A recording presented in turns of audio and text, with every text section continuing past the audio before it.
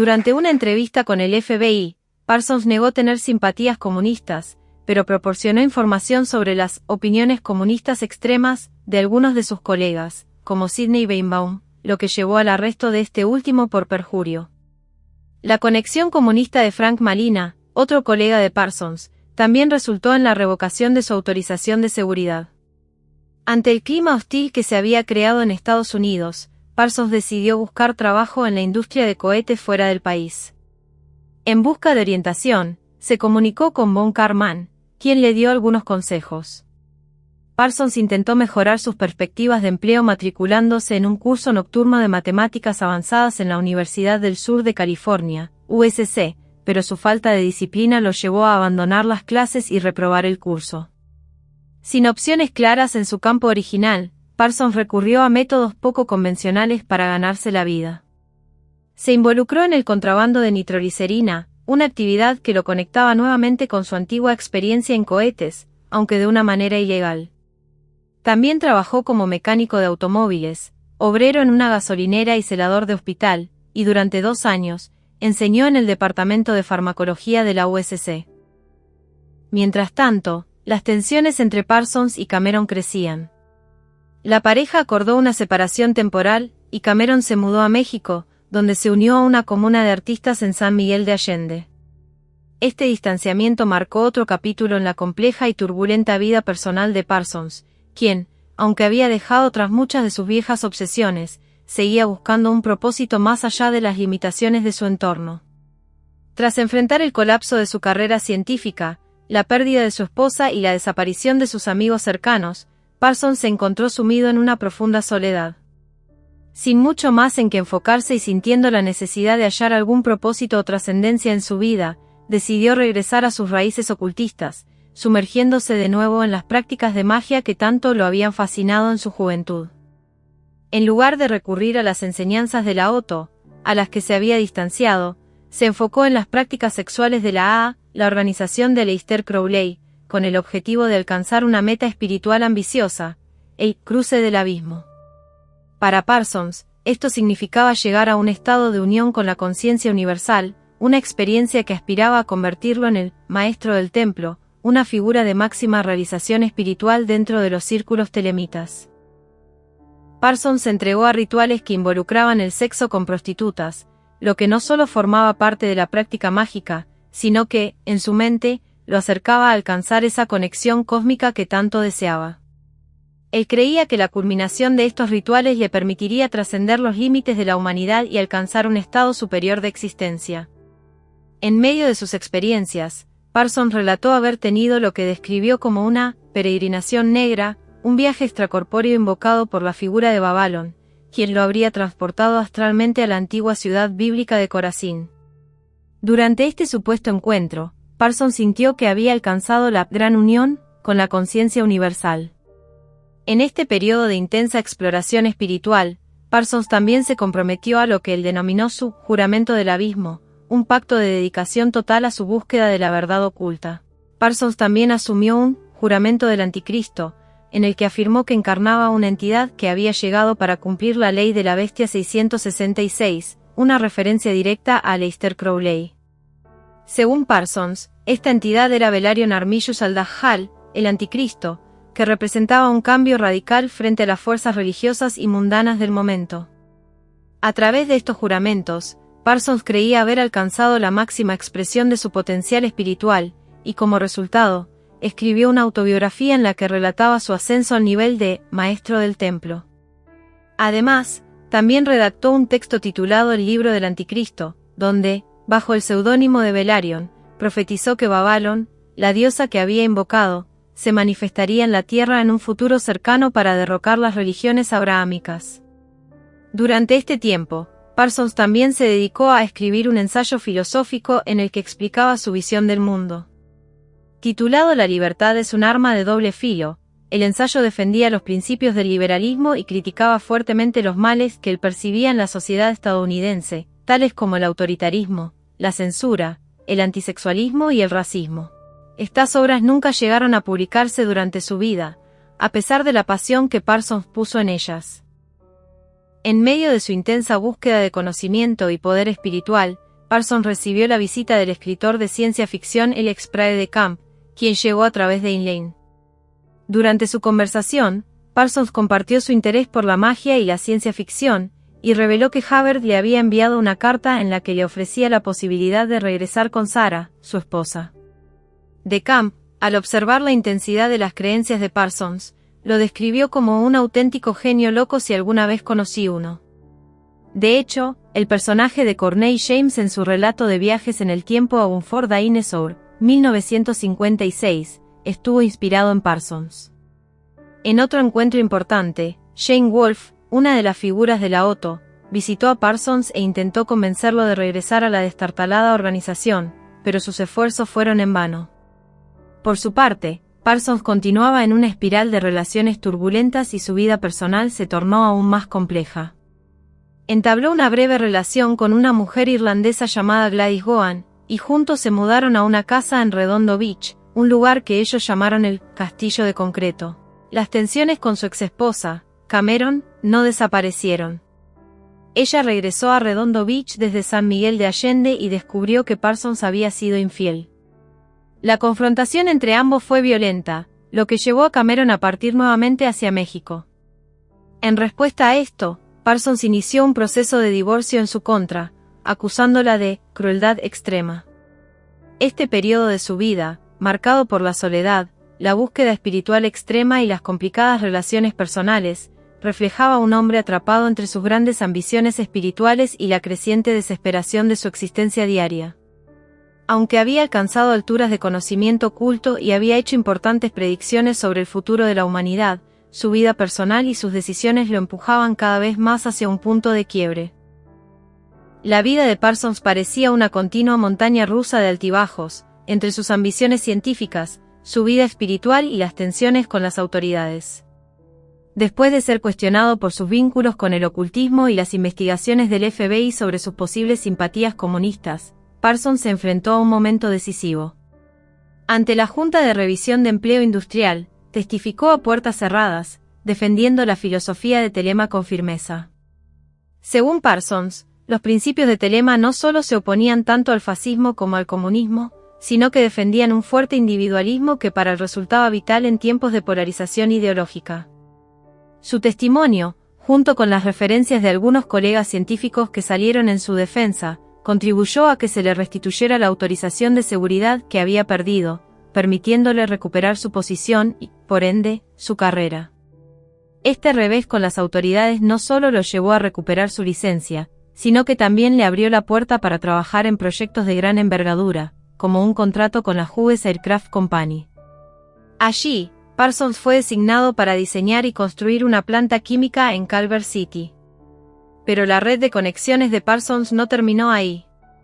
Fue von Karman, una de las figuras más importantes en la ingeniería de cohetes, quien lo puso en contacto con Herbert T. Rosenfeld, presidente de la sección sur de California de la American Technion Society, un grupo sionista con un fuerte enfoque en apoyar al recién creado Estado de Israel. Rosenfeld le ofreció un trabajo en el programa de cohetes israelí, lo que le pareció una oportunidad emocionante y un nuevo capítulo en su carrera. Decidió emigrar a Israel para unirse al esfuerzo, pero el camino de Parsons estaba por volverse más turbio. Antes de su partida, una secretaria de Hughes, quien había trabajado con él mecanografiando unos documentos técnicos, lo denunció al FBI, acusándolo de espionaje e intento de robo de información clasificada.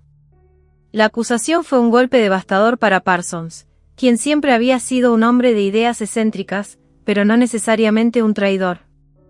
Al ser interrogado, Parsons negó rotundamente las acusaciones. Aseguró que su interés por los documentos no era más que un error de juicio y que sus intenciones siempre fueron pacíficas. A pesar de algunos colegas que lo defendieron, la situación se complicó aún más cuando el FBI profundizó en la investigación, descubriendo los vínculos de Rosenfeld con posibles agentes soviéticos.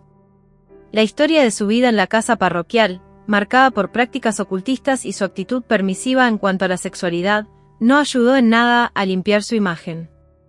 El caso tomó una dimensión aún mayor cuando se indagó en su pasado, pero finalmente, en octubre de 1951, el fiscal federal dictaminó que no existían pruebas suficientes para acusarlo de espionaje, ya que los documentos que había intentado entregar no constituían secretos de Estado.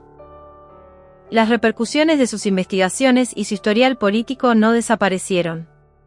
En enero de 1952, la Junta de Revisión resolvió que Parsons seguía siendo una figura problemática, principalmente por sus antiguas afiliaciones marxistas y los cuestionamientos que aún giraban en torno a su relación con Rosenfeld.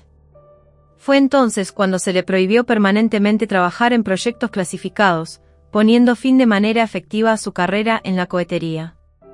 Parsons no se dejó vencer por las circunstancias. En lugar de rendirse, se reinventó a sí mismo. Fundó la Parsons Chemical Manufacturing Company en North Hollywood, donde se dedicó a la creación de pirotecnia y explosivos, produciendo efectos de niebla y simulaciones de heridas de bala para la industria cinematográfica, lo que le permitió seguir siendo una figura relevante en el ámbito técnico, aunque alejado del mundo de los cohetes. También regresó a la fabricación de productos químicos, uniéndose a la Vermite Powder Company en Saugus, buscando siempre nuevas maneras de ganar sustento. En medio de todo esto, su vida personal seguía siendo un torbellino de relaciones complicadas, pero Parsons no perdía su esencia de hombre audaz, dispuesto a desafiar las convenciones, aunque siempre bajo la sombra de sus decisiones pasadas. Después de un largo periodo de turbulencias, Parsons y Cameron decidieron darle una nueva oportunidad a su relación. Se mudaron a una antigua cochera en el Orange Grove Boulevard, un lugar que, lejos de ser un simple hogar, se transformó en un centro de creatividad y experimentación. Parsons, siempre buscando formas de llevar a cabo sus proyectos, convirtió el espacioso lavadero del primer piso en un laboratorio casero, donde se dedicaba a la investigación de química, pirotecnia e incluso la elaboración de absenta. Mientras tanto, las habitaciones del piso superior fueron alquiladas, lo que permitió a la pareja celebrar fiestas, a menudo hasta el amanecer. Las reuniones, cargadas de bohemia y personajes excéntricos, eran principalmente un refugio para miembros de la generación Beat y viejos amigos como Foreman, Malina y Cornell. Aunque Parsons ya rondaba los 30 y tantos, su presencia era aún fascinante para los más jóvenes, quienes se sentían atraídos por su energía y por las extrañas charlas que solían adentrarse en territorios filosóficos y ocultistas. Las fiestas no eran lo único que Parsons tenía en mente. Fundó un nuevo grupo telemita, conocido como La Brujería, que giraba en torno a una versión simplificada de las enseñanzas de Crowley y las profecías de Babylon que él mismo había formulado. Esta comunidad no solo exploraba las ideas espirituales, sino que también ofrecía cursos en los que Parsons enseñaba su propia interpretación del gnosticismo cristiano. En este nuevo sistema, la divinidad era Sofía y el dios cristiano se entendía como un demiurgo. También trabajó junto a Cameron en el libro Canciones para la Bruja, un poema ilustrado por ella, que se publicaría en 2014, aunque durante su vida, muchas de sus obras más personales nunca llegaron a ver la luz. En 1952, Parsons y Cameron tomaron la decisión de hacer una pausa y viajar a México. Aparte de querer descansar, Parsons tenía en mente aprovechar una oportunidad laboral, establecer una fábrica de explosivos para el gobierno mexicano. Su sueño de mudarse a Israel seguía vigente, ya que creía que en ese país podría eludir la constante vigilancia del FBI y quizás retomar su carrera en la cohetería. Se sentía acosado y observaba cada movimiento suyo con desconfianza. Su vida se truncó antes de que pudiera dar ese salto. El 17 de junio de 1952, un día antes de su partida prevista, Parsons se encontraba trabajando en su laboratorio en casa. Había recibido un pedido urgente de explosivos para una película, y se dedicaba a mezclarlos con la precisión de siempre. Algo salió terriblemente mal. Una explosión devastadora destruyó la planta baja de la casa. Parsons, que sufrió heridas mortales, fue encontrado por los inquilinos del piso superior aún consciente, pero gravemente herido. Había perdido su antebrazo derecho, las piernas y el brazo izquierdo estaban fracturados, y su cara había sido severamente dañada. Logró comunicarse brevemente con los paramédicos antes de ser trasladado al hospital. Allí, aproximadamente 37 minutos después de la explosión, fue declarado muerto. La tragedia no terminó ahí. Cuando la noticia de su muerte llegó a su madre, Ruth, la mujer que había sufrido tanto por su hijo, se hundió en la desesperación, afectada por la pérdida, tomó una sobredosis fatal de barbitúricos. La investigación sobre la explosión fue liderada por Don Jardín, criminólogo del Departamento de Policía de Pasadena. Según su informe, Parsons había estado manipulando fulminato de mercurio cuando accidentalmente dejó caer una lata de café, lo que provocó una pequeña explosión que desató una serie de reacciones en cadena con otros productos químicos en el laboratorio. Esta hipótesis de negligencia fue respaldada por algunos colegas, como Foreman, quien mencionó que Parsons solía tener las manos sudorosas, lo que podría haber causado el accidente. Algunos de los colegas más cercanos de Parsons insistieron en que él siempre había sido meticuloso con la seguridad y que este accidente no coincidía con sus hábitos de trabajo. George Santimers, un ingeniero químico de la Vermite Powder Company, sugirió que la explosión había ocurrido debajo de las tablas del suelo, lo que abriría la puerta a la especulación de que podría haber sido un complot para asesinarlo. La policía, por su parte, también encontró una jeringa llena de morfina en el lugar del incidente, lo que sugería que Parsons podría haber estado bajo los efectos de narcóticos en ese momento, algo que añadía más misterio al caso. Después de investigar a fondo, la policía no encontró pruebas suficientes para continuar con la investigación y finalmente cerró el caso como una muerte accidental. El final trágico de Parsons, marcado por el enigma de su muerte y las sombras que siempre lo habían perseguido, fue solo otro capítulo de una vida llena de intensidad, contradicciones y una búsqueda incesante de conocimiento, ya sea a través de la ciencia, el ocultismo o sus propias experiencias personales.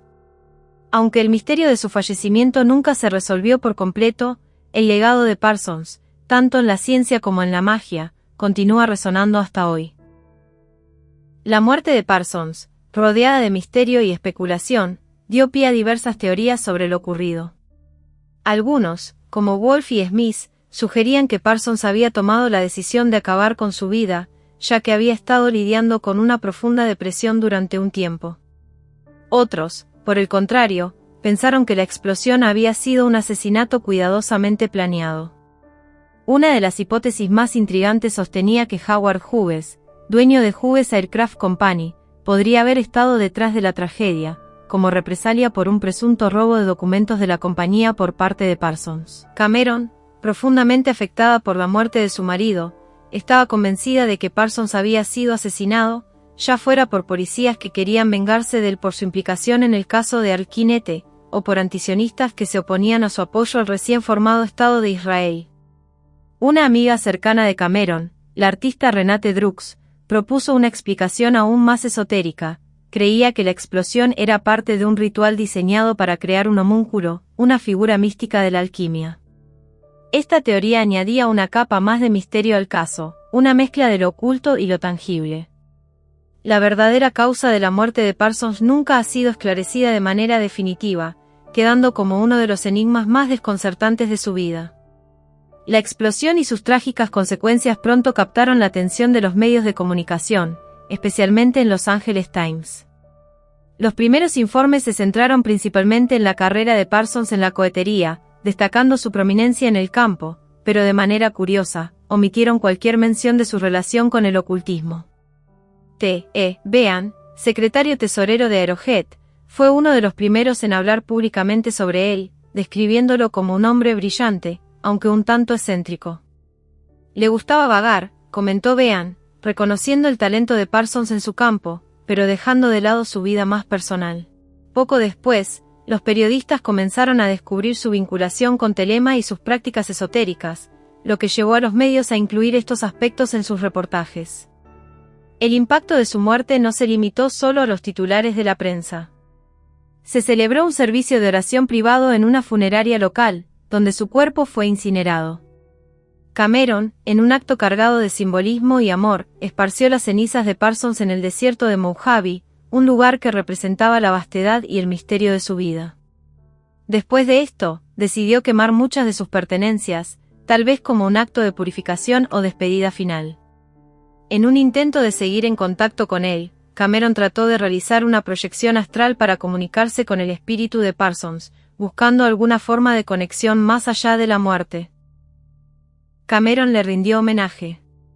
La Ordo Templi Orientis, Otto, con la que Parsons había estado vinculado durante parte de su vida, también celebró un servicio conmemorativo en su honor. A este servicio asistieron varias personas, incluida su ex esposa Ellen y su última esposa Sarah.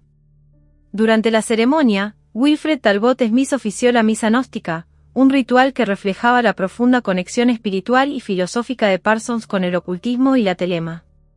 Desde muy joven, Jack Parsons fue visto como un niño peculiar. Su personalidad, que se alejaba de los moldes tradicionales de la masculinidad de la época, hizo que fuera considerado afeminado. A medida que crecía, sus comportamientos cambiaron, y llegó a adoptar una actitud notablemente machista en su vida adulta.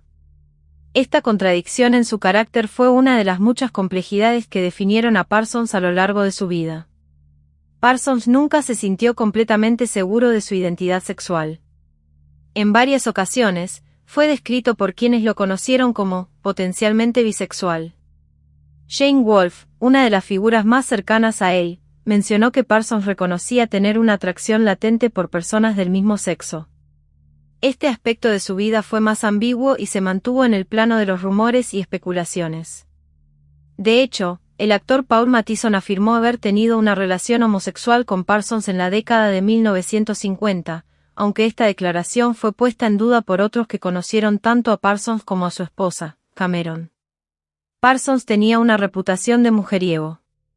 Su comportamiento hacia las mujeres era notoriamente extrovertido y a menudo se dejaba ver coqueteando con las empleadas del Jet Propulsion Laboratory J. Planta y Aerojet, empresas de tecnología de cohetes en las que trabajó. Parsons era también conocido por sus extravagantes costumbres personales. Recibía a los invitados con una gran serpiente alrededor del cuello, o solía conducir un Pontiac viejo y destartalado, lo que acentuaba su imagen de individuo que desafiaba las normas sociales y de la época. Además de sus gustos inusuales, como su gusto por las bromas pesadas, Parsons disfrutaba de actividades como la esgrima y el tiro con arco. Era un aficionado al tiro y solía practicar en el desierto, donde pasaba el tiempo cazando liebres y conejos. Incluso en su relación con su primera esposa, Ellen, la proposición de matrimonio de Parsons fue tan peculiar como el resto de su vida. Le regaló una pistola, como si fuera una extensión de su personalidad osada y poco convencional. También era conocido por hacer explotar petardos y bombas de humo como parte de sus bromas, una demostración de su inclinación por lo explosivo, tanto en el trabajo como en su vida personal. Bajo esta fachada de hombre dinámico y excéntrico, Parsons lidiaba con profundos conflictos emocionales y psicológicos. Él mismo describía sus intensos altibajos emocionales como histeria maníaca y melancolía depresiva. A menudo, estos periodos de ansiedad y tristeza profunda se veían exacerbados por los trastornos mentales que había heredado de su padre, Marvell, quien había sufrido un infarto grave y murió en 1947 tras ser diagnosticado con una depresión clínica severa. En cuanto a sus logros profesionales, el legado de Parsons en la ciencia y la ingeniería de cohetes es indiscutible. Fue miembro de varias organizaciones prestigiosas, como la Asociación de Artillería del Ejército y la Sociedad Química Americana. Fue aceptado como miembro en la Fraternidad Sigma Xi, una organización honorífica para científicos. Además, rechazó varios títulos honoríficos, lo que subraya su carácter desafiante y su enfoque poco convencional hacia la vida y el éxito. La vida de Parsons fue una mezcla fascinante de brillantez científica y lucha interna, una historia marcada por sus constantes búsquedas en campos tan distintos como la ciencia, el ocultismo y las complejidades de su propia identidad. A través de sus proyectos, su personalidad excéntrica y sus profundos dilemas emocionales, Parsons dejó una huella indeleble en el mundo que le tocó vivir. Desde temprana edad, Parsons se sintió atraído por el mundo del esoterismo y lo oculto. Su fascinación por los misterios de la vida y el universo lo llevó a sumergirse en diversos estudios relacionados con el misticismo, la mitología y las tradiciones esotéricas. Su primer encuentro serio con la filosofía oculta se dio a través de la lectura de La Rama Dorada de James George Frazer, una obra clave en la mitología comparada que explora los rituales y creencias de diversas culturas. Aunque en sus primeros años se mostró interesado en la teosofía, un sistema de creencias que pone énfasis en el conocimiento divino y espiritual, pronto se dio cuenta de que esa corriente no se alineaba completamente con sus propios ideales y deseos espirituales. Este despertar espiritual adquirió una dimensión mucho más profunda cuando, en 1941, Parsons se encontró con la filosofía de Telema, una corriente creada por el ocultista británico Aleister Crowley. Telema, que surgió tras una revelación espiritual de Crowley en El Cairo en 1904, se basa en el principio de «haz tu voluntad», que anima a los individuos a descubrir y seguir su verdadera voluntad sin ser restringidos por las convenciones sociales, las expectativas ajenas o los miedos internos. Este concepto lo fascinó, ya que resonaba con su propio anhelo de autolibertad y autoexpresión. Parsons llegó a identificar a Crowley no solo como su maestro espiritual, sino también como una figura paternal. Se refirió a él con respeto profundo, llamándolo «Padre amado», y considerándose a sí mismo su «hijo» en un sentido filosófico y espiritual. Aunque su conexión con Telema fue inquebrantable, Parsons también encontró en la filosofía de Crowley un desafío personal. Los ideales que propugnaba le dieron un sentido de propósito, pero también lo empujaron a explorar límites y enfrentarse a sus propios miedos y contradicciones. El Libro de la Ley, el texto central de Telema, se convirtió en un pilar fundamental para Parsons. En un discurso pronunciado en julio de 1945 ante la Logia Ágape, Parsons explicó cómo entendía la relevancia del Libro de la Ley en la vida moderna. En su discurso, titulado Haciendo tu voluntad, Parsons abordó la idea de la voluntad verdadera, un concepto esencial dentro de Telema que define como el motor interno y divino que impulsa a cada individuo hacia su destino personal, su verdad interna. Según Parsons, la voluntad verdadera no era una elección consciente, sino algo que formaba parte de la naturaleza misma de los seres humanos, tan inevitable como la gravedad, guiando no solo a los hombres, sino a los átomos y los soles. En su reflexión, Parsons no solo describió la voluntad verdadera como un impulso creativo, sino también como un principio que debía liberarse de todos los miedos y obstáculos que las personas imponen a sí mismas. Estos miedos, según él, incluían el miedo al fracaso, al juicio ajeno, al daño a otros y al miedo a la inseguridad. Para Parsons, estos eran los principales obstáculos para alcanzar el autoconocimiento y la autolibertad. En sus escritos, insistió en que la superación de estos miedos era crucial para que una persona pudiera verdaderamente manifestar su voluntad, y en su discurso, subrayó la importancia de destruir tabúes, complejos y frustraciones que ataran a las personas a una existencia limitada. Parsons llegó a un punto en el que se desilusionó con la organización que Crowley había establecido para difundir esta filosofía, la Ordo Templi Orientis, OTO. Parsons veía la organización como excesivamente jerárquica y dogmática, lo que consideraba un obstáculo para el verdadero desarrollo espiritual. Parsons sintió que la orden no promovía lo que él consideraba la práctica genuina de la filosofía de Telema. Para Parsons, la OTO no era el lugar adecuado para manifestar y vivir plenamente el principio de «haz tu voluntad», por lo que decidió alejarse de ella. Así, Parsons se distinguió como un telemita fundamentalista, en el sentido de que priorizaba la pureza de la enseñanza de Crowley sobre cualquier otra interpretación o doctrina que pudiera surgir en torno a Telema. Su vida fue una constante búsqueda de la verdad y la realización personal a través de los principios de la filosofía telemita, que consideraba más que una simple creencia, sino una manera de vivir y de entender el universo.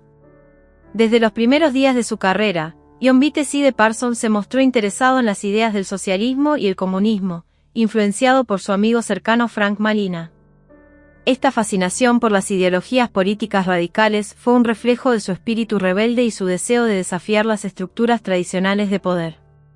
En la década de 1930, bajo la influencia de otro amigo, Sidney Weymouth, Parsons y Malina se unieron a un grupo comunista. Aunque Parsons se sumergió en la lectura de literatura marxista y exploró estas ideas, nunca se comprometió completamente con el comunismo ni se unió al Partido Comunista Estadounidense, una postura que sorprendió a muchos de sus compañeros. Si te ha gustado el contenido y deseas contribuir al crecimiento continuo de este canal, te invito a considerar la posibilidad de suscribirte a mi canal de YouTube. Puedes hacerte miembro por menos de 3 euros al mes. En el apartado de tienda, podrás acceder al merchandising de Estudio Alejandría.